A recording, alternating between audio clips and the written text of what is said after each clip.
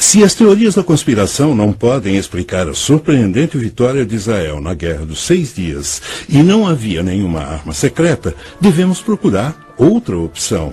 Talvez tenha havido uma intervenção de outro tipo que levou o general Mordecai Rod a dar a seguinte explicação. Ele disse: quando nossa nação é encurralada, ela se ergue e revida em dobro. Esse espírito é a arma secreta do povo de Israel.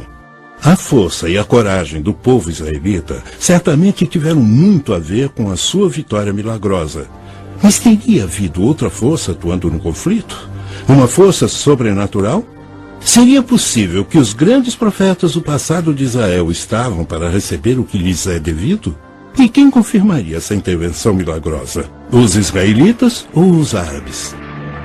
Por milhares de anos, o povo israelita foi espalhado pelas nações frequentemente mais hostis do mundo. No entanto, uma esperança e uma herança em comum o mantiveram unido, apesar da fé e a coragem do povo judeu terem sido testadas ao limite extremo e além. O ano que vem, em Jerusalém. Foi o laço comum que uniu geração após geração a duradoura esperança de retornarem à sua terra natal. Talvez por causa disso, o espírito coletivo e resoluto dos israelitas se endureceu como aço, tornando-os um dos guerreiros mais destemidos da terra. Isso explicaria como eles superaram os terríveis desafios para vencerem a Guerra dos 6 Dias? Talvez. Mas também pode ter havido outra explicação. Estou convencido de que houve intervenção divina na Guerra dos 6 Dias. Comparando os dois exércitos, o seu tamanho, o número de soldados e comparando também o impressionante maquinário, você vê que era impossível isso ter acontecido sem uma ajuda externa. Israel era uma nação contra um mar de estados árabes. Parecia que iríamos perder e deixar de ser uma nação entre nações.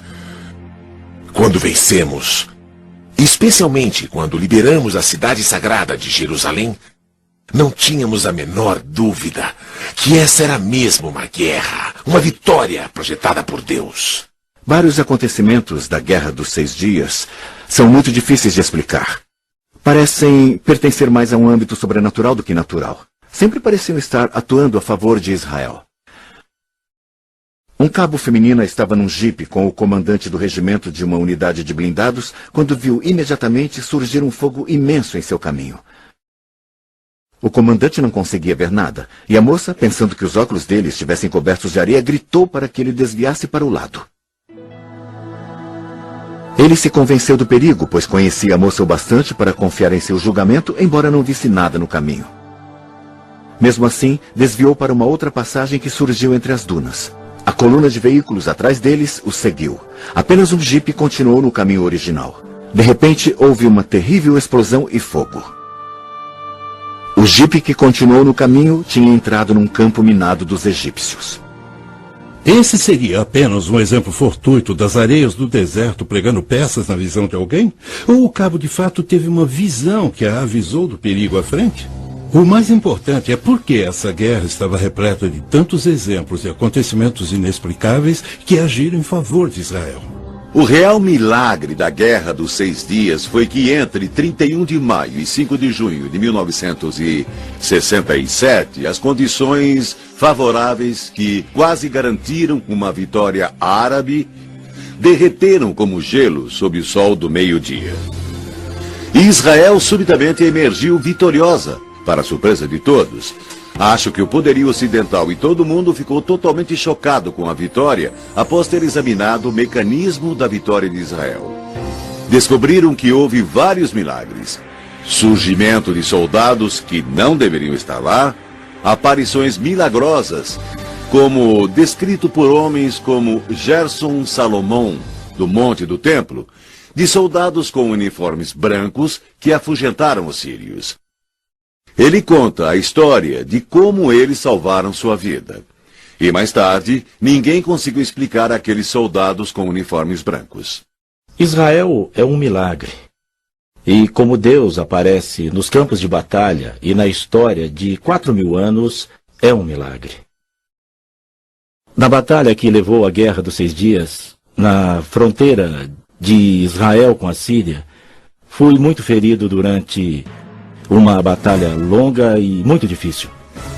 Um tanque me atropelou, então eu fiquei estirado no chão, quase morto. Eu só tinha minutos de vida. Centenas de soldados sírios vieram das montanhas e me cercaram. Nos meus últimos instantes de vida, pude ouvi-los carregando as armas para me matar. De repente, quando estavam prontos para atirar, deram as costas e voltaram rápido para as montanhas. No mesmo instante, eu vi uma luz imensa me cobrir de todos os lados e ouvi a voz de Deus falando com o meu coração. Você não vai morrer aqui, Salomão. Então seja forte, eu estou com você. Poucos instantes depois, os soldados israelenses me levaram para o hospital. Um fato inusitado ocorreu poucas semanas depois. Observadores das Nações Unidas, que acompanharam a batalha entre os sírios e a minha unidade, vieram me encorajar e disseram: nós perguntamos aos oficiais árabes que comandaram a batalha contra a sua unidade, por que não atiraram no oficial israelense quando tiveram a chance? E eles responderam: não pudemos matá-lo, porque quando estávamos prontos para atirar, de repente apareceram milhares de anjos. Nós os vimos com os nossos próprios olhos, e a única coisa que podíamos fazer era nos virar e correr rápido de volta para as montanhas. O Deus dos judeus queria esse soldado israelense vivo. Outro grande milagre aconteceu no Sinai, quando um soldado israelense que tinha perdido a sua unidade e estava sozinho, de repente viu uma unidade militar de milhares de egípcios. Eram milhares de egípcios. Quando eles o viram, ergueram as mãos e, de mãos erguidas, andaram até ele, prontos para serem aprisionados. Ele ficou surpreso, não acreditava no que via, mas os levou como prisioneiros. Eles o seguiram até a unidade principal da qual ele havia se perdido. Ao chegar à unidade, sua unidade ficou chocada. Eles não podiam acreditar. Um soldado israelense sozinho, levando atrás de si milhares de soldados egípcios de mãos erguidas, prontos para serem presos. Então eles levaram os soldados presos e depois interrogaram os oficiais egípcios. O que houve? Como se renderam a um soldado israelense? E eles responderam: ele não estava sozinho. Junto dele haviam milhares e milhares de anjos, com armas em suas mãos, prontos para atirar. E eles disseram: estamos prontos para lutar contra soldados israelenses, mas não estamos preparados para lutar contra os anjos de Deus. Comparando os dois exércitos, seu tamanho, o número de soldados e também comparando o seu maquinário, vê-se que jamais poderia ter acontecido sem uma ajuda externa. Se olharmos as Escrituras, nós vemos que Elias também esteve rodeado pelo inimigo a um dado momento.